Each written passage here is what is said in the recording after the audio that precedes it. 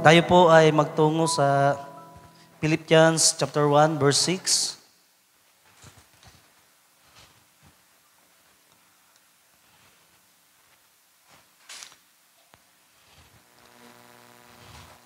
In Philippians chapter 1 verse 6, being confident of this very thing, that he which hath begun a good work in you will perform it until the day of Jesus Christ.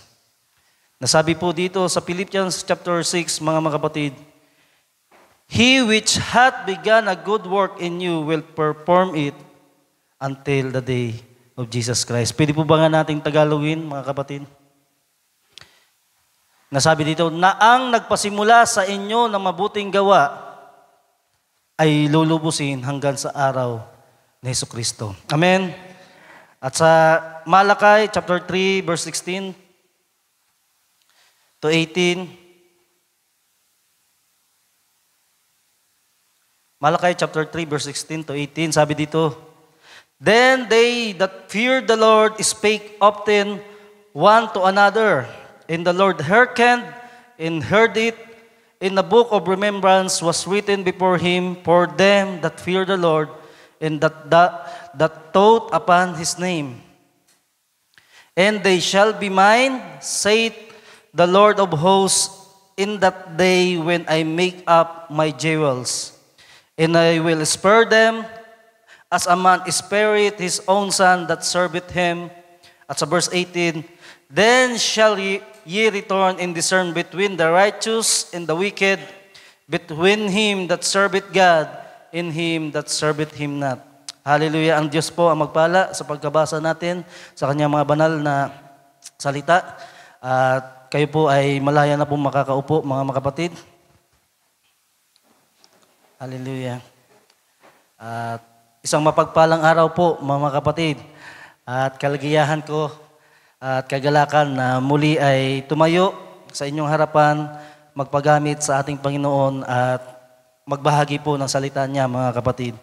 At nawa po ay sa araw nito ay malubos po ang ating pasasalamat at ating kagalakan, mga kapatid, na mapakinggan ang salita ng ating Panginoon. Dahil napaka-special po muli, mga kapatid, na ito po ay Sunday service at ang ating Panginoon ay special po palagi na nagsusugo ng kanyang mga salita sa ating mga gawain. Ang kinakailangan lamang po, mga kapatid, ay hindi tayo sa tao mag-expect. Papunta pa lamang tayo sa ating bahay-sambahan, kagabi, natulog tayo, nanalangin tayo, nag-expect po tayo na mangungusap ang ating Panginoong Jesucristo. Dahil kung ganoon po ang magiging kalagayan po ng ating puso at kaisipan, mga kapatid, sigurado ako na hindi po magpipail ang ating Panginoon. Siya po ang magpapala sa atin. Ano man yun ini-expect natin, mas hihigitan pa po ng Panginoon. Amen? Hallelujah. At basahin ko po muli sa Philippians, sabi dito, he which hath begun a good work in you will perform it until the day of Jesus Christ. Siya raw po, mga kapatid, na nag-umpisa na gumawa sa atin na mabuting gawa, mga kapatid, ay lulubusin ito hanggang sa pagbabalik ng ating Panginoong Jesucristo. Amen? Tayo po ba ay nananampalataya sa bagay na ito? Yes. Hallelujah. At sa araw na ito, nais ko po na magtalakay patungkol po. Ano natin yung title natin, Sister Ann? God's Jewels, Diamonds in the Rough. At kung titingnan niyo po, mga kapatid, ay yung diamond po, pag hindi pa po siya, halimbawa, yung diamante ay hindi pa po na nakat po, ay ganyan po yung hitsura niya. Diamonds in the rough. Na ang mga naghahanap po ng diamond, mga kapatid, sa lupa, pag ito po ay natagpuan nila, hindi naman po agad-agad yung mga nakikita po natin na mga diamond, baga na ang gaganda, ang kikintab, ang kikinis, at meron pa pong process na ginagawa. Pero bago man po yung mga process na yun, ang pag-uusapan natin, paano nga ba nabuo yung diamonds. At hindi pala ito gumagana. Next slide. Sabi po dito, according to Webster Dictionary, mga kapatid, the definition of a jewel is a precious stone, typically a single crystal or a cut and polished piece of a lustrous and translucent mineral. Ang isang raw jewel, mga kapatid, ay ito po ay precious stone. Mahalagang bato, mga kapatid. At typically raw po ay single crystal na ito po ay kinakat, pinapolish po, mga kapatid, para maging lustrous and translucent po siya na mineral, na stone, mga kapatid. Yan po ang precious stone. Next slide. At noong mga nakaraan ay napakinggan natin yung kalagayan ni Satanas noon, mga kapatid, na pinangaral sa atin ng ating kapatid Bar Entoy, na sabi dito sa Ezekiel chapter 28 verse 13, "Thou hast been in Eden, the garden of God, every precious stone was thy covering." Na yung covering raw niya po, mga kapatid, ay na mga precious stones. Sana yung kalagayan niya doon, mga kapatid. The sardius, topaz, and the diamond, the beryl, the onyx, the jasper, the sapphire, yung mga mahalaga pong mga bato, mga kapatid, yun po ay mga precious stone. At pwede bang maayos natin to? Makisuyo lang po, mga kapatid, para hindi tayo mahirapan. At balikan ko, mga kapatid, yun. According to Webster Dictionary, ang definition raw po ng jewel ay a precious stone. Yung mga binanggit po pala natin na mga bato, mga kapatid, ito po pala ay mga jewel. Sardius, topaz, diamond, beryl, onyx, at iba-iba pa, mga kapatid. Pero tayo po ay tatalakay patungkol po sa diamonds in the rough. Sa 1 John chapter 3, verse 2 to 3, sabi po dito, "Beloved, now are we the sons of God, and it doth not yet appear what we shall be, but we know that when we shall appear, we shall be like Him." Amen? "For we shall see Him as He is, and every man that hath this hope in Him purifieth himself even as He is pure." Na kung titinan nyo po, mga kapatid, na sabi dito, mga kapatid, na we are the sons of God. Na bagamat ngayon sa panahon natin, mga kapatid, ay that not yet appear what we shall be. Tila baga hindi pa natin nakikita sa bawat isa. Tila baga, mga kapatid, tayo po ay mga diamonds in the rough. Mga kapatid, na kung titignan nyo, ang bawat isa, meron pa mga kanya-kanyang kahinaan. Meron pa mga kanya-kanyang mga pagkukulang na nagagawa. At tila baga tayo, mga rough pa, mga kapatid, dahil minsan, yung pag-uugali natin, yung mga karakter natin, ay nagiging magaspang po, mga kapatid. Nasabi po ni John, "But we know that when He shall appear, we shall be like Him." Amen? Sino po ba dito nagnanasa maging tulad ng ating Panginoon? Na maging diamante, na makinis, makinang, mga kapatid. Pero sabi po dito sa verse 3, mga kapatid, "And every man that hath this hope in Him," anong ginagawa? Meron raw pong ginagawa.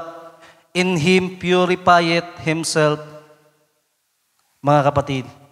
Bagamat, masasabi natin kung kayo po ay may ginagawa na, you purify it yourself na, mga kapatid, meron kayong ginagawa na sa inyong mga tahanan, sa ating iglesia, sa pang-araw-araw po natin ng mga buhay, mga kapatid. Sabi dito, "Even as He is pure." Na kung kayo po ay pure na, kaya ay diamante kayo in a rough, purong diamante, meron po kayong ginagawa na pag-purify it pa, mga kapatid. Amen? At nawa, meron tayo dito mga sumpungan, mga believers, mga mananampalataya, mga kapatid, na merong paggawa sa kanilang mga buhay. Na bagamat nakikita na nila, sabi nila, Panginoon, alam ko, ako po ay diamante, mahalaga. Bagamat meron pa mga pagkukulang ngayon, in a rough condition pa, pero mayroong pagpupurify na ginagawa sa kanilang mga sarili. Amen? At magagawa natin to hindi ito sa ating ganang sarili, mga kapatid, kundi ang Diyos, sa Kanya pa rin pa tayo, mga kapatid, magpapapurify. Amen? Hallelujah! Hallelujah! Na sabi dito sa 1 John, now we are the sons of God, in it that not yet appear what we shall be, but we know that when He shall appear, we shall be like Him. Amen. At ulitin ko lamang po, topic po natin, mga kapatid, yung tinatalakay po natin ay God's jewel. At lahat po tayo dito, napakinggan natin, tayo po ay mga bato, mga maliliit na bato ng ating Panginoon, God's jewels.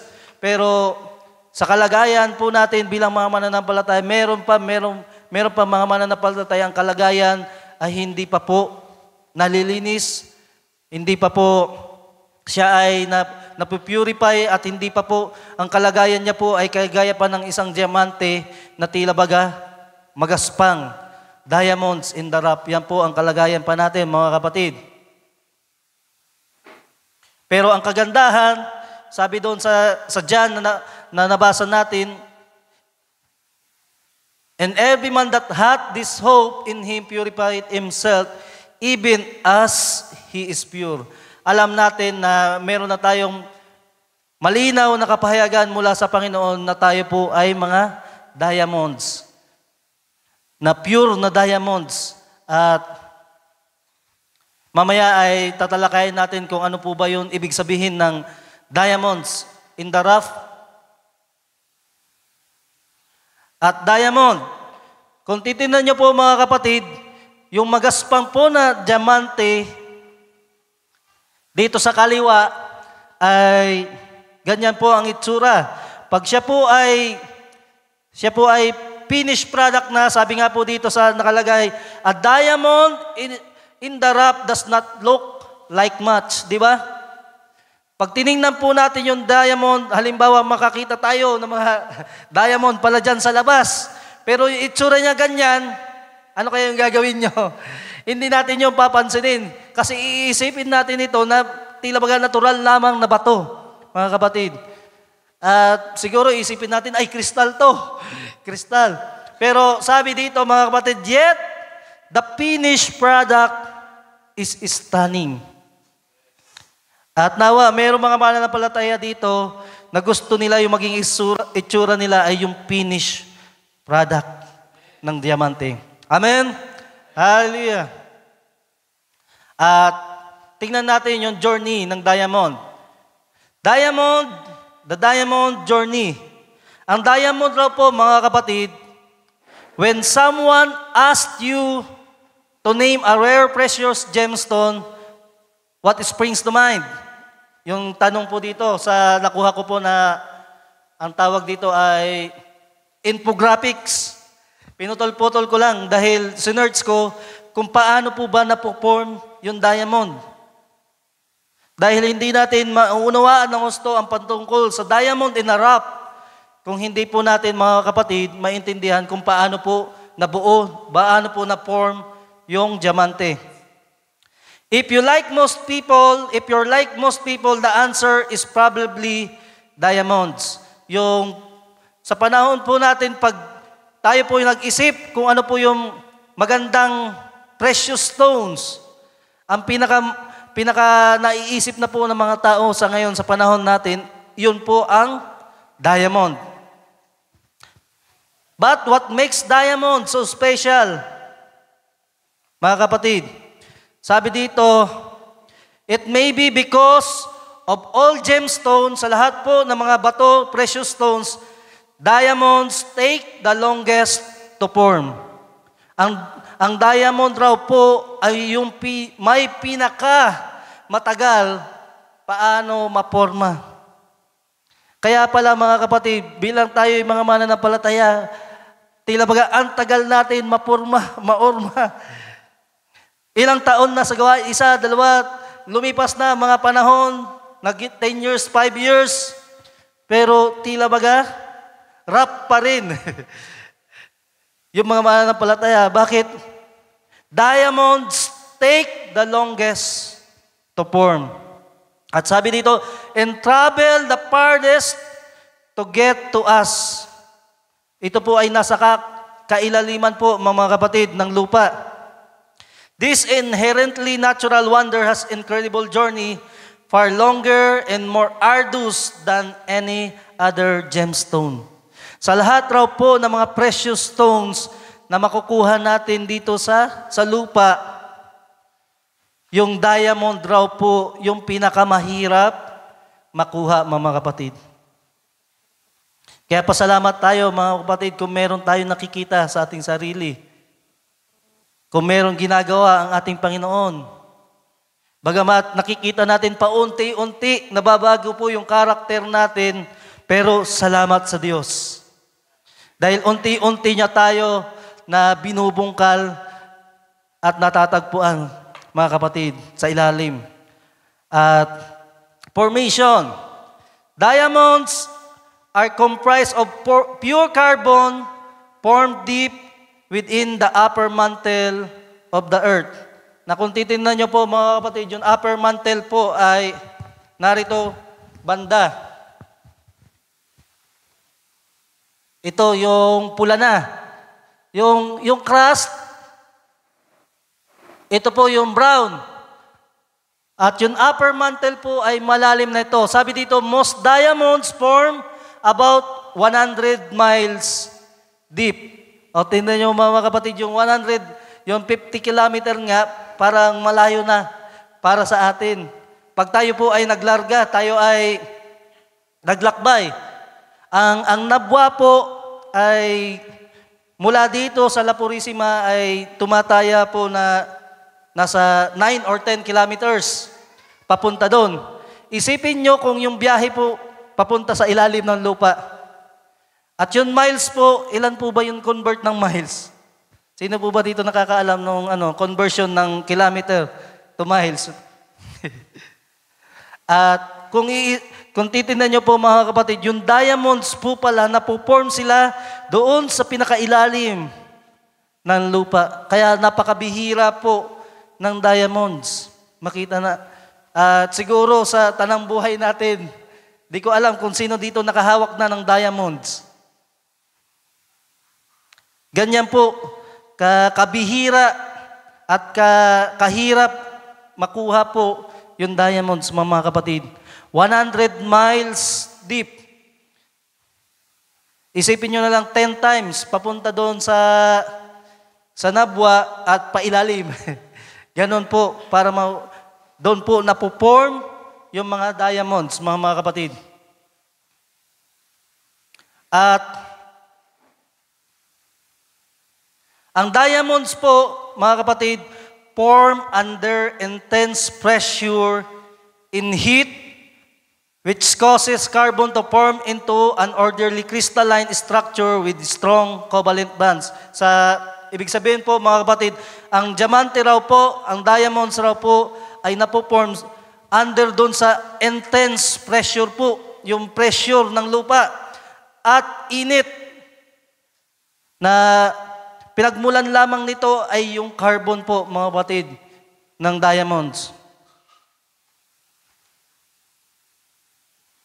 At kung titingnan natin yung mga iba pa mga bagay ay meron pang mga Fahrenheit degrees, pero sabi dito, kukunin ko ay yung geologists believe that most diamonds formed between 1 to 3 billion years ago. Ganon raw po katagal, mga kapatid, bago ma-form yung diamonds. At most diamonds are carried to the surface by deep origin volcanic eruptions. Kaya po, nakakakuha po ng mga diamonds dahil na rin po sa mga volcanic eruptions na meron po silang mga pinagdadaanan. At pag ang diamonds raw po ay nag-survive under doon sa intense heat na yon, doon sa loob ng volcano, mga kapatid, doon sila napoform po, mga kapatid. Ganon po yung diamonds na bubuo.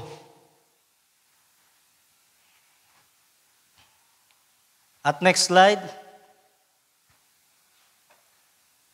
A diamond is especially valuable when it is unearthed from the ground. About 100 miles deep, it is the cost.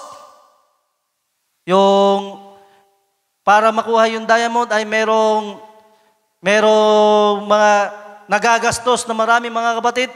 It is the cost, time, and effort of mining that contribute to making a diamond precious. Kaya po, nagiging precious yung diamond dahil sa hirap po, paano sila makuha.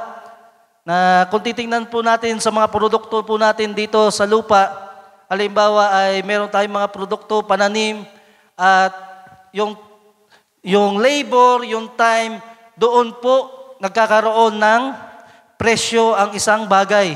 At itong diamond po ay napalaki ng presyo. Hindi ito mahalin tulad sa mga bagay na meron po tayo, mga kapatid. The mined diamond may be dirty and formed and rough around the edges. But in the hands of a skilled cutter, it is transformed into a gorgeous faceted gem. Na ang diamond raw po, marahil, kung titingnan natin, diamond, napakarap tingnan. Unformed siya, mga kapatid. Pero, in the hand po ng skilled cutter po, mga kapatid, transformed into gorgeous faceted gem. Na yung nakakagawa lang po pala nito, mga kapatid, yung most skilled na mga tao. Dahil kinakailangan na napakahalaga ng gemstone na ito, dapat yung gagawa rin yung most skilled. Yung kamay, na nasa kamay raw po, mga kapatid, ng most skilled. Na kung titignan nyo, mga kapatid, sabi dito sa Isaiah chapter 64 verse 8, But now, O Lord, Thou art the Father, we are the clay, and Thou art Potter. Titignan natin na yung magpapalyok, mga kapatid. Pero sa atin, titignan natin bilang ating Panginoon, skilled hand, na siya may hawak sa ating mga buhay, mga kapatid. And we all are the work of Thy hands. Na kung mayroon man tayo titingnan na skilled, na humahawak, na kayang pagandahin po ang diamonds, mga kapatid, ito po ang ating Panginoong Diyos. Amen? Na siya po yung gumagawa sa ating mga buhay. Kaya po pala, mga kapatid, napakarami mga bagay nararanasan tayo sa ating mga buhay. Mga pagsubok, suliranin sa buhay na naranasan. Na tila baga, di na natin maunawaan. At ang Diyos po pala ang may hawak sa ating mga buhay at siyang gumagawa. Sabi dito sa 1 Peter chapter 1 verse 6 to 11, sabi dito, Wherein ye greatly rejoice, though now for a season, if need be, ye are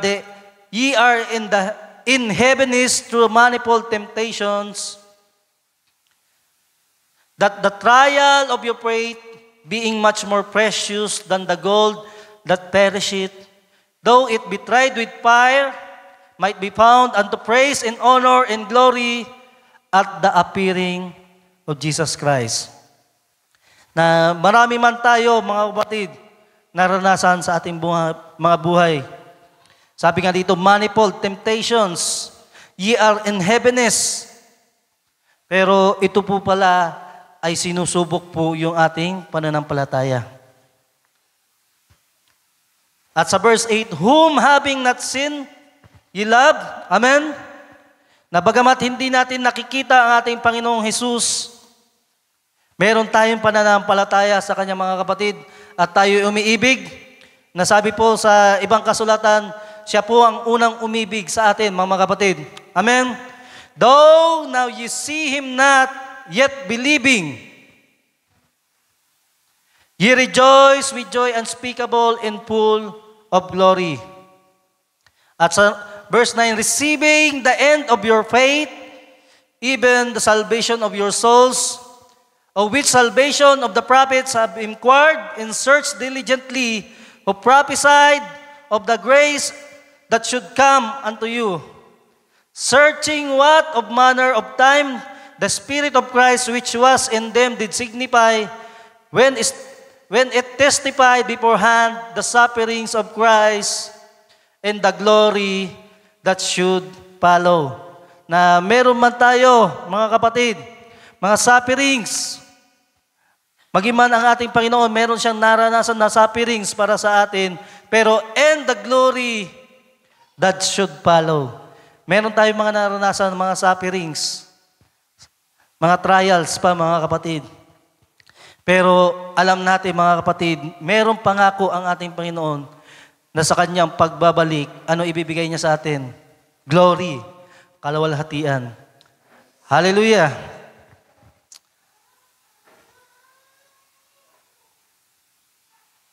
Now, mga kapatid, diamond in the rough. Alam niyo po ba yung diamond in the rough? Ang diamond in the rough po ay, ito po ay metaphor. Kasabihan na sabi dito, this phrase is used when someone refers to a person who has exceptional hidden characteristics and future potential. Mapapakinggan nyo po ito malimit sa mga foreigner, sa mga Amerikano, mga kapatid, pag sinabi nila, this person is a diamond in the rough. Na ibig sabihin po pala noon, mga kapatid, ay itong taong ito, meron itong natatanging karakteristik o potensyal. Halimbawa, ikaw ay merong potensyal sa pagmamanage ng negosyo.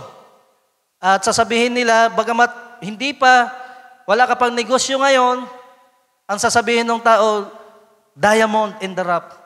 Pag meron silang mga tao na nakikitang potensyal, kukuhanin nila yon at ito po ay tutulungan nila para mahubog pa po yung meron hidden mga potential yung isang tao. Ganyan po yung ibig sabihin po ng diamond in the rough. At maging man tayo, mga kapatid, bilang tayo mga mananampalataya, nung tayo ay dumating dito, hindi natin alam kung yung mga hidden potential ng bawat isa. Nagugulat na lang tayo, si sister pala, maganda yung boses. Pwede ito na maging backup singers para sa Panginoon. Ito pala ang kapatid na ito, marunong sa music. Pwede siya sa ministry, may potential. At ito pala ang kapatid na ito, hindi natin alam, maganda palang mangusap, mag-encourage. At ang iba-iba, mga kapatid, iba-iba po yung mga potential po natin. Kaya po yun, sa loob po ng ating iglesia, tayo po ay kalipunan ng mga mananampalataya na iba-iba yung mga hidden potential at ito po ay nakita ng ating Panginoong Hesus sa atin. Kaya po tayo dinala sa loob ng ating bahay-sambahan para magamit tayo ng ating Panginoon. Na lahat po tayo diamond in the rough. Pero yung pinakamahalaga at importante na nakita sa atin ng ating Panginoon, ano natin mga kapatid? Yun nandito mga kapatid. Tayo ay nakita niya na katulad niya. Na si Brother Branham ay meron na banggit patungkol sa diamond. Siguro ay sa mga susunod ko ito'y tatalakayin kung loobin ng Panginoon magkaroon ng part 2, mga kapatid, na binanggit ni Brother Branham ang ating Panginoon, siya po yung Master Diamond. At nakita ng ating Panginoon yung potential po natin. Nakita yung nasa unahan natin na magiging itsura natin. Bagamat meron po tayong mga rap personality pa sa ngayon, mga kapatid, pero ang Panginoon ay nakita tayo bilang makinis na. Amen? Nakita tayo na malinis, pure, mga kapatid. At si Bar Banham ay mayroong pangangaral na ang ating Panginoon ay siya yung Master Diamond. Sa lahat po ng diamond, siya po yung pinakamagandang diamond. At tayo po, sa ngayon ay hindi natin makikita na tila baga tayo kamukha ng ating Panginoon. Pero yun ang pinagsisikapan natin, to be like Jesus, to be like Him. Na yung maging karakter po natin sa pang-araw-araw, hindi lamang po sa simbahan tayo, nagiging mabait. Amen? Nais natin maging man doon sa ibang mga pinupuntahan natin, kahit saan tayo pumunta, Kristiyano po tayo, mga kapatid. Amen? At saan man tayo pumunta, kung ano po yung pamantayan natin sa pananampalataya, kung tayo man po ay mga Kristiyano na nakakilala sa Panginoon, sabi, ang mga kababaihan, kinakailangan magpahaba ng buhok, kinakailangan ang mga kababaihan ay mahaba ang kanilang kasuotan. Maging man doon sa labas, magiging ganun tayo, mga kapatid. Na kinakailangan natin lahat ng kautusan na sinasabi ng ating Panginoon ay ating sinusunod. At balikan natin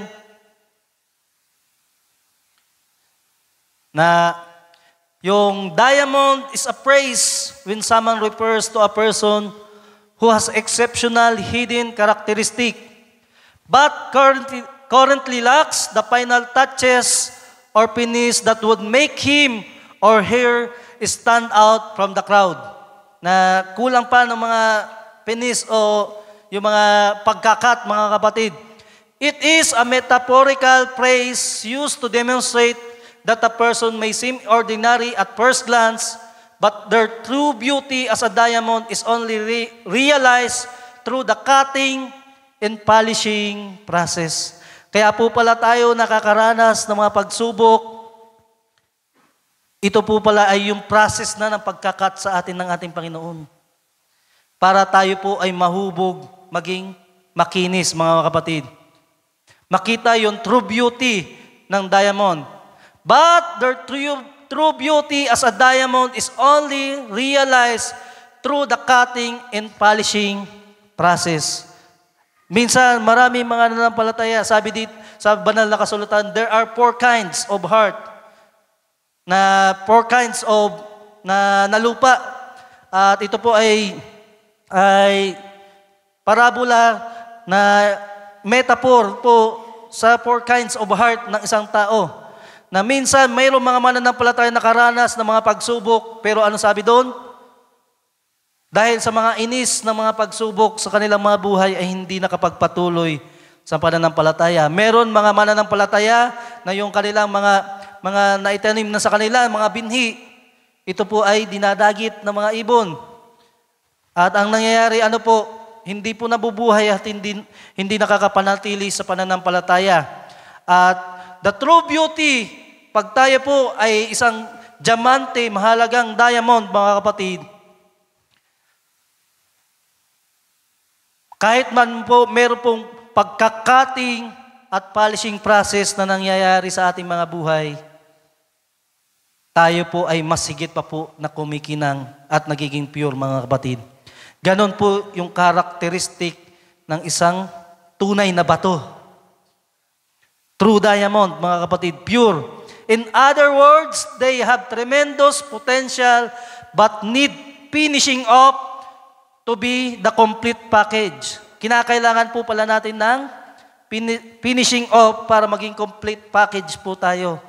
Kaya meron tayong mga naranasan sa ating pananampalataya, mga kapatid.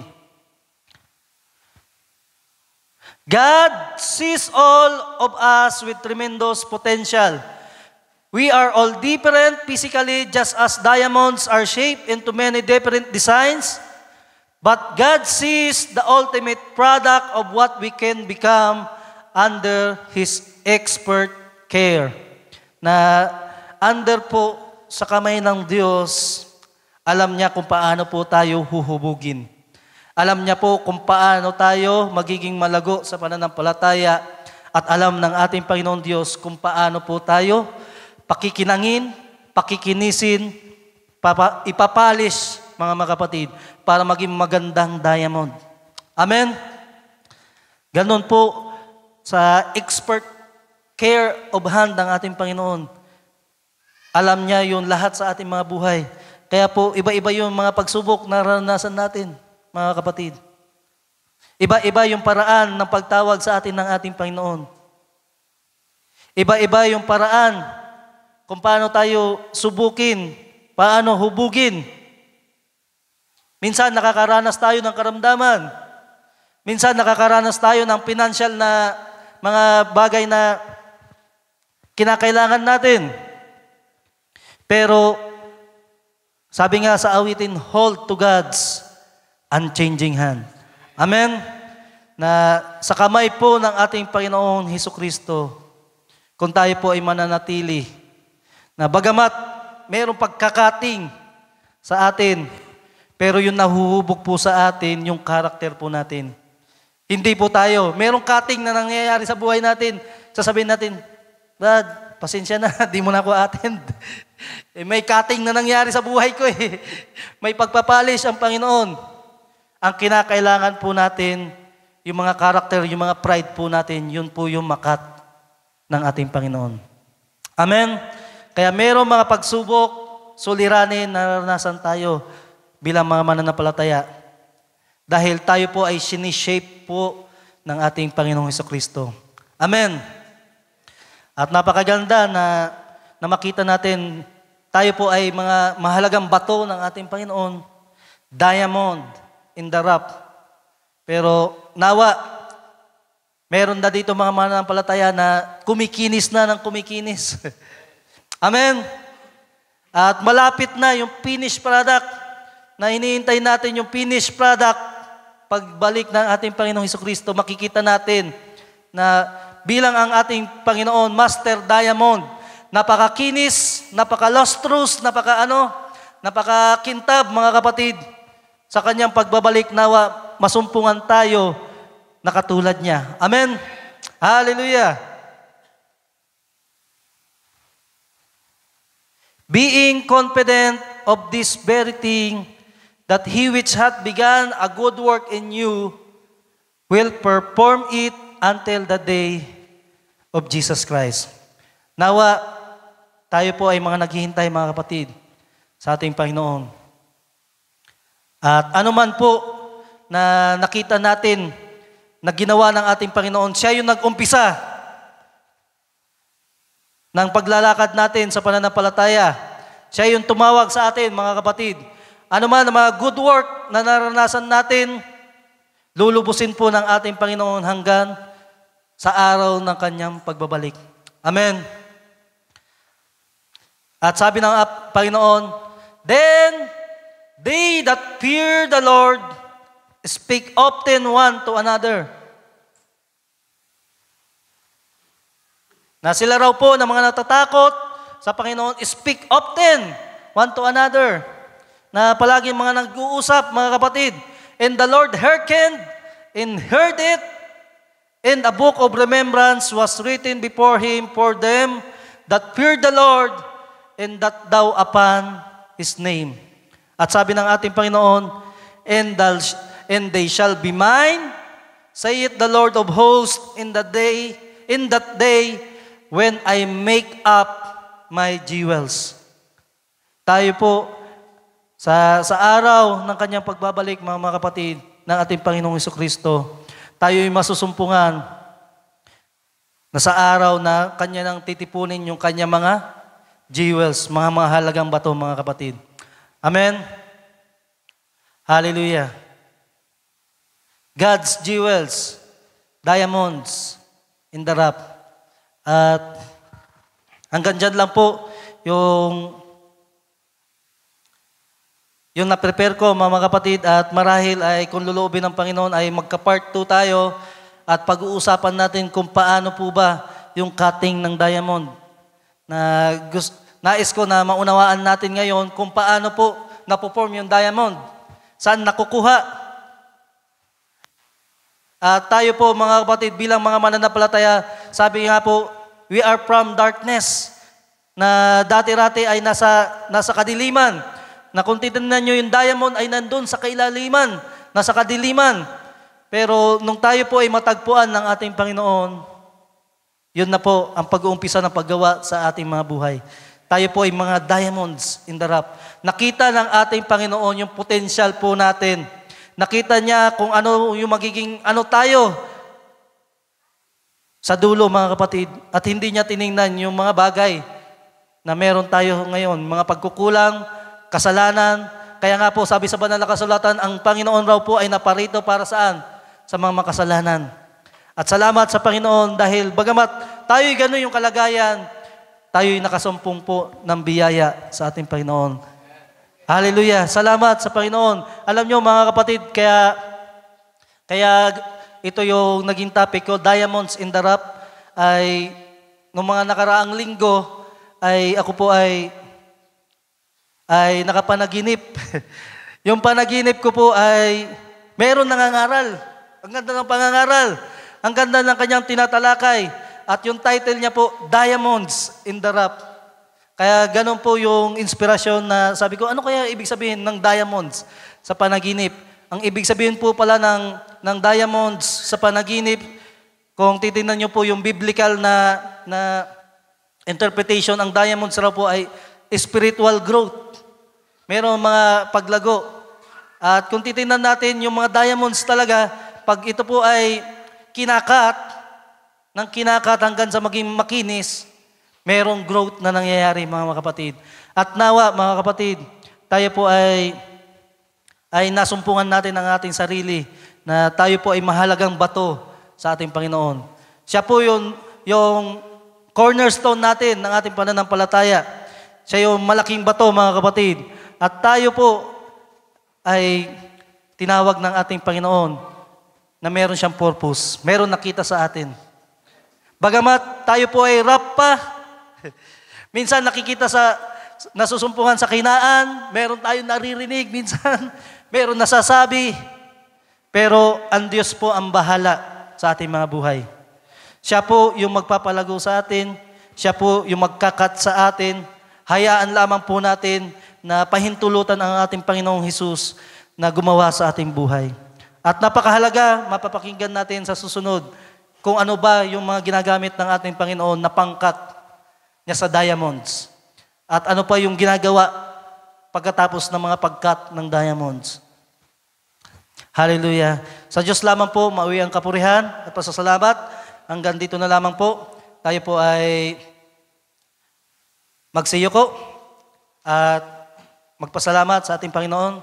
Hallelujah. O dakilang Diyos, maraming salamat po sa iyong biyaya. At kami po ay nasumpungan mo, Panginoon Diyos. Bagamat, Panginoon, ang akala namin sa aming mga sarili ay mga simpleng bato lamang kami.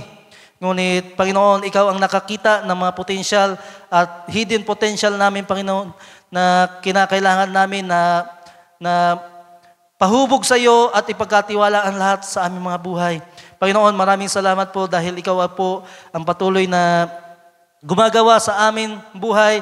Bagamat nakikita namin na kami po ay rough pa na diamond, pero alam namin, Panginoon Diyos, na Ikaw ay may ginagawa sa aming mga buhay, kaya mayroong mga pagsubok, suliranin kami naranasan sa aming pananampalataya, at mayroong mga bagay pa, Panginoon Diyos, na naranasan sa bawat araw.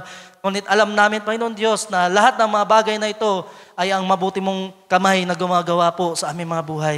Salamat po, Panginoon, sa araw na ito, at anuman po, Panginoon Diyos, na mga bagay na kaligtaan ko, anumang mga bagay na pagkukulang ng iyong abang lingkod. Panginoon, Ikaw po ang siyang magdagdag at magpala pa sa aking mga kapatid na nawa, Panginoon Diyos, Ikaw po ang higit pa na magpakita sa kanila ng iyong mga salita na natatago, Panginoon Diyos, at ito po ay i-reveal mo sa amin. At salamat, Panginoon, dahil ikaw po ay patuloy na gumagawa po sa aming iglesia at patuloy po kami na pinakikinang mo, pinakikinis at patuloy mo kami na kinakat. Maraming mga bagay na naranasan kami sa aming pananampalataya at lahat ng mga bagay na ito, Panginoon Diyos, ay aming pinagpapasalamat sa iyo. Salamat po muli, Panginoon, sa binabalik lamang po namin ang lahat ng papurit pa sa salamat at ito'y sa tanging pangalan mo lamang po, aming Panginoon Kristo. Amen. Hallelujah.